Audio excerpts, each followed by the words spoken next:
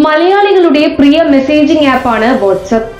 ഇപ്പോൾ വാട്സ്ആപ്പ് തങ്ങളുടെ ഉപഭോക്താക്കൾക്കായി user name feature അവതരിപ്പിക്കാൻ പോവുകയാണ്. യൂസർ നെയിം വരുന്നതോടെ വാട്സ്ആപ്പിൽ ഇനി ഫോൺ നമ്പർ ഇല്ലാതെയും ചാറ്റ് ചെയ്യാം.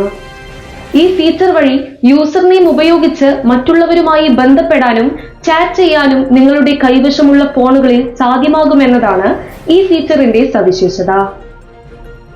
നിലവിൽ വാട്സ്ആപ്പ് ഉപയോഗിക്കുന്ന ഒരാൾക്ക് ഒരു ഫോൺ നമ്പർ മുഖേന മാത്രമേ അത് ഉപയോഗിക്കാൻ കഴിയുകയുള്ളൂ. എന്നാൽ പുതിയ ഈ ഫീച്ചർ വരുന്നതോടെ നിങ്ങളുടെ ഫോൺ നമ്പർ വെളിപ്പെടുത്താതെ യൂസർ നെയിം മാത്രം നൽകി ചാറ്റിംഗ് സാധ്യമാകും.